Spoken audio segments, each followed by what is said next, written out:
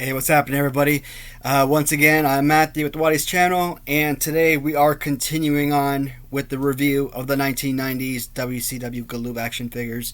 So, a couple days ago, I came down here, made a couple videos pertaining to the 1990 Series 1 US release. Today, I am going to do two videos pertaining to the last remaining figures. Looks like we got about 13 figures total. Pertaining to the UK exclusives. So in the first video I made, I provided some information, some backstory with the Galoob action figures. The second video was more just kind of talking about the actual figures themselves, not too many backstories. I don't know if I'm going to keep that pattern going here in the UK videos as well. Obviously, I love to talk about the actual physical figures themselves, but I'm sure I'll probably throw a little bit of information here and there. So, kind of backtrack a little bit. So, as we know, in the 1980s, we had Jim Crockett Promotions, World Championship Wrestling. Towards the late 80s, early 90s, was purchased by Ted Turner. And, of course, at that point, it just officially became World Championship Wrestling. Now, when you kind of had, this Turner guy from WCW and McMahon from WWF, you had two big wig billionaires going head to head for the for the TV slots and getting all the high point talent. WCW kind of in the 90s looked like they were pulling a WWF when they were pulling all of these high profile talent from WWF into the roster. And we already know that WWF basically raped all the other territories, from your Florida to your Tennessee to Texas and whatnot, Portland areas and whatnot. Everyone that's passed through the AWA, they basically took everyone from that promotion as well, and kind of having it happen to the WWF during this time frame around the mid 90s. So not in the time frame of the WCW Galoob action figures, of course, but it just goes to show that when Ted Turner did take over around the 90s. Things were starting to happen and starting to flow a lot more smoothly for the company, and they actually were becoming a highly successful business until towards the end of the decade when things started really falling apart for them. But we will kind of get in with the first action figure I want to look at, and that is actually, oddly enough, one of my favorite figures, which is El Gigante. And alright, so with the Giant Gonzalez, this is a kind of an odd figure for me on when it comes to playability. So, in a nutshell, we have Jorge Gonzalez. So this guy actually was obviously a major giant and everything. He was like an Argentinian basketball player, and if I'm not mistaken, I think he was actually, I don't know if he was signed on by the Hawks or whatnot, or maybe he just wanted the tryouts, but he didn't actually make the team. And if I'm not mistaken, I think Ted Turner was owner of the Hawks. I could have that wrong, but I think that's how the story goes, is that Jorge Gonzalez tried out for the Hawks, didn't make the cut, and of course with Ted Turner acquiring WCW, acquiring Jimmy Crockett Promotions, rebranding it simply as World Championship Wrestling, he decided to use a man of his size to basically be kind of like an enforcer in wrestling. And he definitely possessed the look in order to kind of get over on a lot of characters. Because you're a giant, obviously your mobility in the ring is not always going to be there. This man catches a lot of slack for being among one of the worst wrestlers in history. I always enjoyed him. I don't remember this particular look when it comes to Jorge Gonzalez, El Gigante in WCW. Of course, with me, everything kind of revolves around the era of Hasbro, 1994, And when he made his Royal Rumble appearance in the '93 Rumble, and he only was a member of WWF for like 1 year, and he had that, I don't know what you call it, but that little bodysuit on. I always kind of call it a bear suit. I don't know, kind of like drawn on muscles and everything. I think when they created the character of the Giant Gonzalez, that's how they envisioned a man of this stature, is to have that kind of ripped chest and stomach and everything, and big muscular thighs and everything. So he may not have possessed that sort of body physically. So by creating that little suit, this is what they interpreted the Giant to look like. So a lot of people hated that, but to this day, I still love that look. I think it's an amazing look. I'm disappointed that with the Hasbro figure that they didn't keep that same thing with the little kind of design. They got the little fur on the shoulder pads and the knees and everything, but they kind of did away with the little drawn on shirt, whatever, little suit that he wears, and I hated that because again, one of my favorite figures, but I hate that they got rid of that. Sadly, Jorge Gonzalez, I think he was only like 44 years old when he died, 2010. Obviously, as a Giant, you just know the man was basically going to have a short lifespan. If you managed to live to 50 years old as a Giant, you gotta count your blessings. 2010, again, I think he was like 44 years old, and died relatively poor. Back in Argentina and his hometown, and sad story. As much as I covet poses above all else, this is, as far as pose and playability, one of the worst action figures of the entire line, hands down. Even worse than the Sting, because at least Sting has arms out, where you can do some things with him. But the way his hands are way up there, kind of like, like he's coming at you as like a bear. Arrgh, I don't know, whatever the heck he's doing. But I don't know what this pose, what they're trying to accomplish with this figure. But I just kind of remember, I keep hearing that in my head now. Sorry. Very easily amused, so the simplest things get me. Aesthetically, I absolutely love the figure. Again, I kind of classify it as one of my favorites, but the play pose is simply just not there for the action figure. And, they keep classifying as like an 8-foot man, but he never really was 8 feet. Even on here, they have him listed as 7'7", and I think that's what Guinness has him listed as 7'7". Here's a funny thing I found out recently. So apparently there was a story that came out in 2021, for gullible people who think as much, that stated that Jorge Gonzalez was nothing more than, a 6-foot man wearing stilts. And the stilts were, implanted in his shoes and made him look taller, obviously, when you compare him to, like, Sid Vicious or something like The Undertaker. Guys were like 6'10" or whatever. We've all seen photographs. I mean, again, this is a real-life Argentinian basketball player. The man really was a giant, so for them to kind of believe that he was wearing stilts was stupid. It makes for a good story because it kind of explains why he was so immobile in the ring. Wearing stilts, obviously you're not going to be able to bend over a lot and, do kicks and just do all these acrobatics that you're expecting, your wrestlers of your modern day to do. But that was just a stupid story. Kind of pointless to even come out with something like that. But as you notice, compared to the series, from the Series 2, looking at the Series 1, the cards have changed. Now, oddly enough, with Series 2, you will not always have the same background. These will change from time to time. So, first figure we're looking at is Jorge Gonzalez, aka El Gigante, or as I like to call him, the Giant Gonzalez. Next up,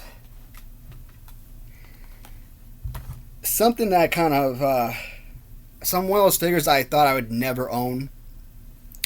You really only see UK sellers having these figures listed, and whenever you come across these UK exclusive on-card figures, they're always in the $3,000 price range.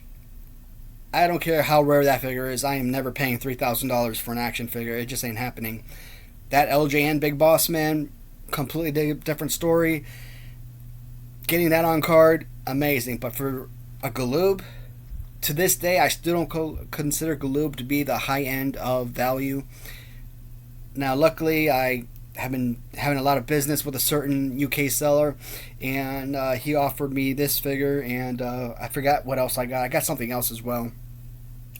I'm thinking Big Josh. So I got this figure, I got Big Josh, and I think I paid like $1,100 for it, which I still feel was incredibly overpriced. But considering how many listings I've seen of these figures and what they're listed for, $1,100 at that point was actually a steal. So it is Dustin Rhodes. So we all know Dustin Rhodes because the family name, Dusty Rhodes, who's already a legend in pretty much every territory he goes to, and every single program, every single promotion from AWA to WCW / NWA to WWF, etc. And his son Dustin Rhodes, you know, he's carved his own limelight as well. And today, you know, you got the family tradition carrying on with Cody Rhodes. But Dustin, I don't really know too much about this particular character as Dustin Rhodes himself in WCW. I know him best as Goldust in WWF, and of course Goldust, he was like he was what Adrian Adonis was supposed to be or was in the 1980s. Even though he had this really beautiful manager in his corner, and I think they were, if I recall correctly, I think they were together. Trying to remember these things after 25 plus years, man, it's difficult. But I just remember him kind of like making out with Razor Ramon in the ring or something. I'm like, crazy. Obviously, freaked Razor Ramon out and everything, but you know that was unexpected. And you know, Goldust will always kind of like do this little sexualization and stuff in the ring. So, obviously, we're not talking about Goldust. We're talking about the actual WCW wrestler himself, Dustin Rhodes. And he has, again, in my opinion, one of the single greatest Galoob action figures of the entire line.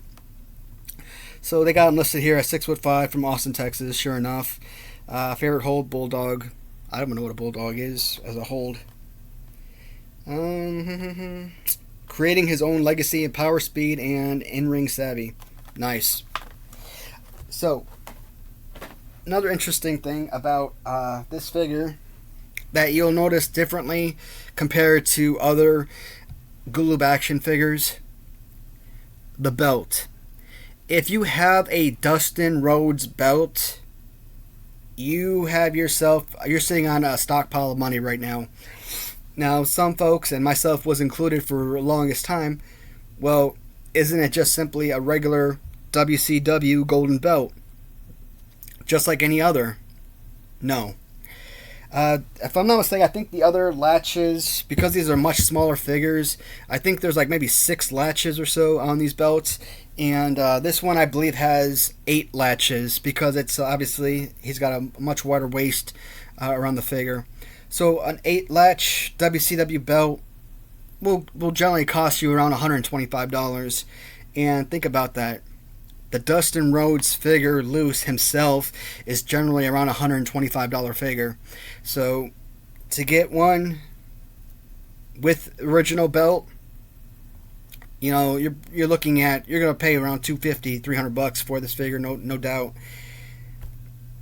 Now, because Galoob really isn't that beloved, not like LJNs and Hasbro, so you're really not having a lot of people search, you know, the internet for these figures, so you're probably going to be waiting a while before someone finally makes an offer, but I mean, that right there was so awesome to be able to pick that up. I always had like a little smaller championship belt I just kind of dangled on his arm or something. But with these positioning of these figures, what do I talk about back in my first video? So many of the WCW Galoob figures have the same exact look, and it drives me nuts. What are they doing? They're crouched over, arms spread apart, hands out, their legs are spread apart. Like, what's up with this little crouching fighting pose? It's definitely playable. It's aesthetically one of the best looking figures of the line. And again, it's playable, so yeah, it's going to be on my top 5, possibly, at best, maybe number, I don't know where I'd put him. If I was doing Series 1 and 2 together, I'd probably put him maybe around number 3, number 4. And the reason being, value, yes. Look is awesome. Pose is okay. Is great. It's for Galoob. It's great. Obviously, that would kick off guys like Butch Reed, who I classify as number 3. I think Sid Vicious, regardless, if whether you're looking at Series 1 or Series 2, and Barry Windham, same thing. Whether you like the US or the UK version, I think those two figures will always be number 1, number 2, regardless. An amazing figure. Absolutely love the Dustin Rhodes. Huge piece of the collection. And again, that right there really is a golden egg, golden goose egg of the collection right there. Next up, I'm going to look at a couple of different guys here. The Freebirds. So, we're going to start off with Michael Hayes. Michael Hayes, leader of the Fabulous Freebirds. There have been a couple different renditions, or a few different renditions of the Freebird tag team. And, Freebirds, they were around for around 15 years or so. Late 70s, I think 79 or so. And they probably disbanded around mid-90s, maybe around 1994. So, let's say 79 to 94. Michael Hayes was always the leader of the Freebirds, originally with Buddy Roberts and Bam Bam Terry Gordy. And then later on, you had Jimmy Garvin join the group of characters. So what they refer to as the Freebirds rule, and you can either love it or hate it. Me personally, I really enjoy the rule. So essentially, what it is, or what it states, is that if you have a 3-man tag team, like your Teddy Gordy, Buddy Roberts, Hayes, Gordy, and Roberts. I don't know why I kept mixing those names up. Well, I wasn't mixing them up. I was combining them like an idiot. So let's say Gordy and Michael Hayes won a tag team championship together, and Gordy was not available. Okay, you would simply put Michael Hayes with Buddy Roberts, and those two would defend their titles. Now, if they lost, sure enough, the Freebirds would no longer be tag team champions. So, whether or not Buddy Roberts was the original winner of the tag team belts, he would be responsible for dropping them. So I really like the Freebird rule because it really allowed more members of a tag team. And I think, when I think of factions, WCW's NWO, or when I think of WWF's Money Incorporated, or the $1 Million Corporation, any of those guys, it doesn't have to be IRS and, $1 Million Man. It could have been, Tatanka and Virgil. Well, Virgil would probably have been gone by that point, but who else? Nikolai Volkov maybe, and Tatanka perhaps could have gone together. I think I remember Kamala. Am I remember that correctly? Because Kamala just seemed like a weird character to put in Money Inc. But anyways, I think that would have been really awesome. Not necessarily requiring those particular characters. But here is Michael P.S. Hayes. And again, I am just simply going in order of the pictures, and that's how I have them staged. So, 6'3", 247 from, was that Bad Street or Bod Street, USA? What the heck is that? I don't know. One half with Jimmy Garvin of the Fabulous Freebirds. So, yeah, whatever. Now, unlike a lot of the other figures, what I really appreciate with Michael Hayes' figure is that he is standing straight up. Awesome. But he's got like this Tom Zank pose with the arm up near his head. What's better about this figure is, unlike Tom Zank, his arm is a little bit further away from his head, so you still can do some things with this. Like if you wanted to sit there and kind of like throw someone over or something, it's possible. You could pretend to do a body slam or something. You can fit the arm in there pretty well, so that is a nice little one arm body slam and everything. So this figure does have a lot of good things. Perfect clothesline, obviously. Punch, clothesline, slap. It's a good figure. Is he among my top 5? I don't think I'd put him up there. I'd probably put him somewhere in the top 7, top 8 among my all-time favorite Galoob figures. And with the design of the actual pants and everything, it is a phenomenal figure. Definitely elite. So, when we move on from Michael Hayes, we bring up Jimmy Garvin. So, it pretty much says the exact same stuff for Jimmy Garvin that it says for Michael Hayes. Favorite hold, DDT, etc. Greatest rock and roll wrestlers on earth. Jimmy Jam Garvin. Okay. I mean, not the greatest card ever, but you know what? Hey, it's nice to have something like that. Where's his figure? Loose figure. Again, back with the crouching and a lot of the same things I mentioned with like the Dustin Rhodes figure. It's okay. To me, he has like the perfect power bomb or power slam sort of stance. So, kind of like if you're sitting there and you're playing with this, bam, power slam, pin him, perfect.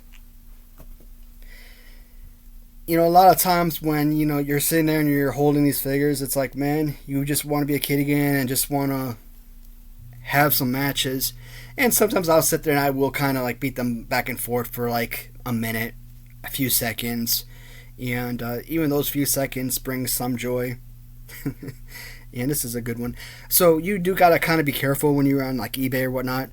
If you're looking for the most pristine figure, a lot of times Jimmy Garvin's fingers will be missing.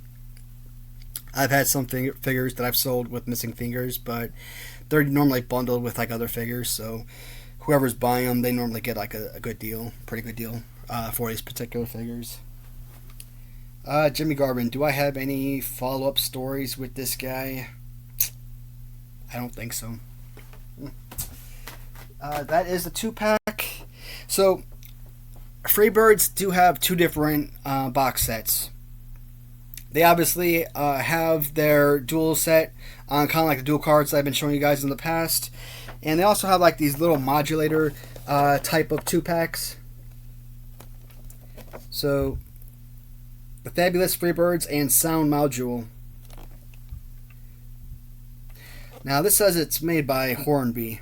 So, I don't know if this was technically another offshoot of Galoob or what.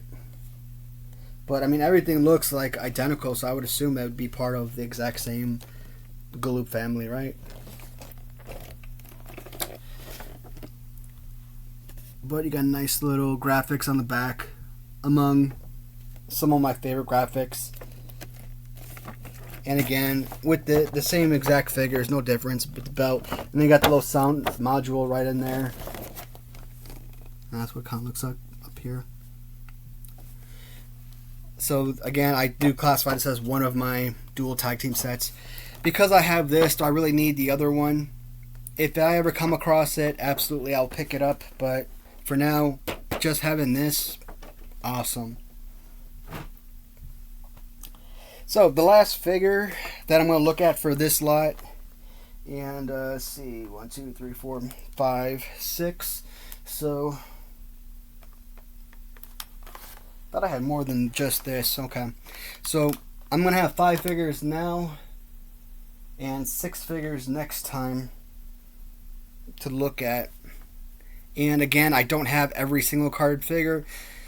That's why you're only going to see six figures, and I think I'm missing two or three more. But at least I'll have the loose ones, so it'll still be fun.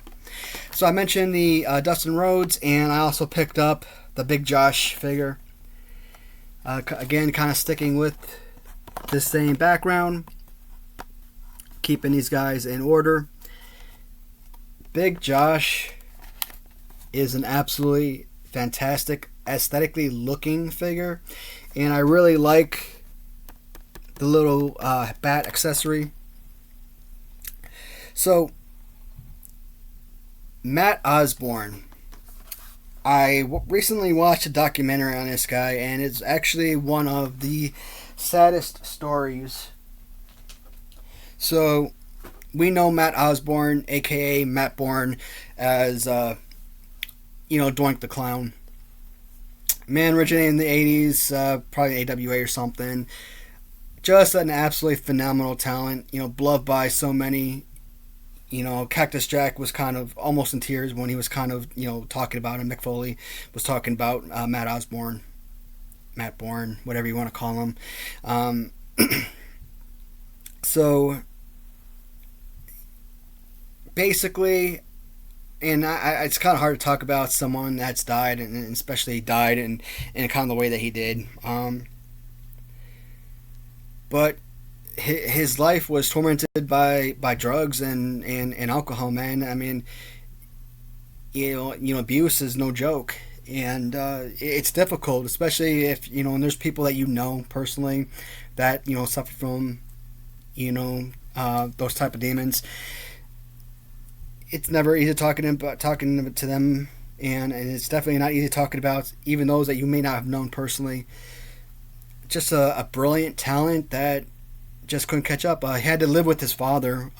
Basically, his mother didn't want anything to do with him. So right off the bat, from childhood, the man had to live with those demons of being unloved and unwanted. And he kind of took it out in the ring. He was very brutal. Later on, hearing a story about with B. Brian Blair, where they're kind of like in a bar, and he thought B. Brian Blair was hitting on his girlfriend or whatnot, and he basically jumped him. B. Brian Blair beat the crap out of him. Actually, Matt Osborne was actually on top of him, and Blair bit the lower tongue, bit his lower lip off. I'm like, that's freaking insane. And got on top of him and wailed on him, and you think that's maybe passed out, and no. He, a few minutes later, he jumped him again. So they went at it a few times, and at one point, he tried to blind Blair, tried to stick his finger in his eyes or pull out his eyeball or something, until he was pulled off. And just kind of hearing these stories, I'm like, that is crazy. He kind of reinvented himself in 1990 when he joined up with WCW and became this Big Josh character. And he was actually highly successful as Big Josh. The figure itself, I actually put on my list, I don't know, back in like December or something, when I was making my top 10 least favorite action figures. And I kind of regret that. Even at the time I put him on that list, I kind of regretted it, because this is a beautiful action figure. I absolutely love this. It is a gorgeous looking piece. The problem is that it's essentially an unplayable figure. The way that his arms are positioned, you really can't use this for play. And even with the bat, with the wooden stick in his hand or anything, trying to think if it's 2x4, because it looks like a baseball bat to me. But he's a lumberjack, so you would think like 2x4 or something. But baseball bat or as a lumberjack axe, I think that's what it is. It's an axe or axe handle that he's holding. A gorgeous looking piece. The figure itself is just because of the pose, that right there puts it on my list among my least favorite. But what do I keep saying? These Galoob figures really are miniature statues, and this is an awesome one.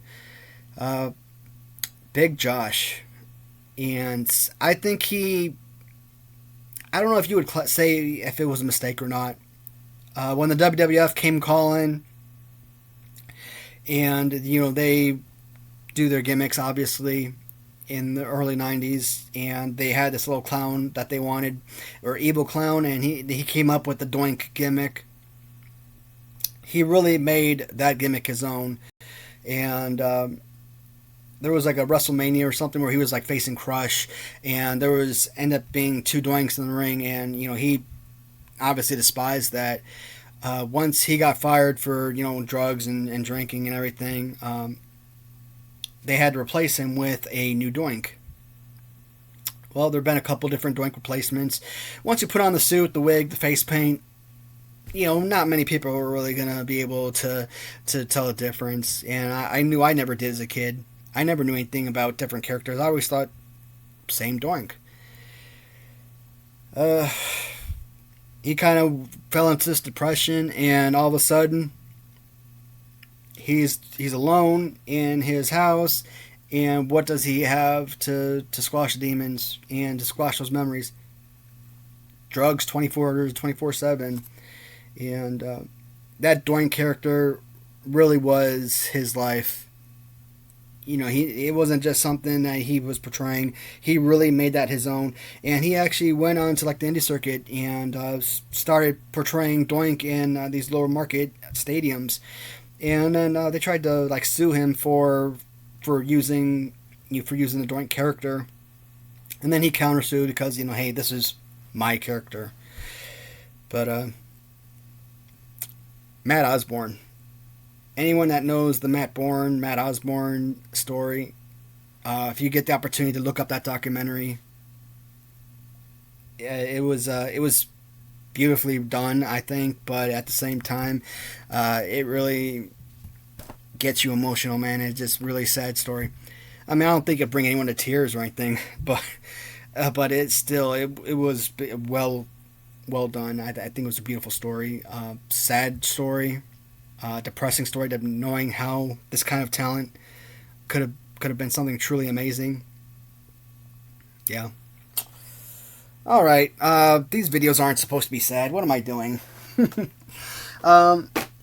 So with Gigante, Dustin Rhodes, the two Freebirds, and Big Josh, we got those 5 figures, and we got 6 more figures that we're gonna be looking at in the next video. There are a few that I don't have on card, but that's okay. I have the loose figures. We'll still be able to show something. How much time we at? 32 minutes. I'm sorry, guys, for making these super long videos and making things really depressing at the end there. I am going to close the video here.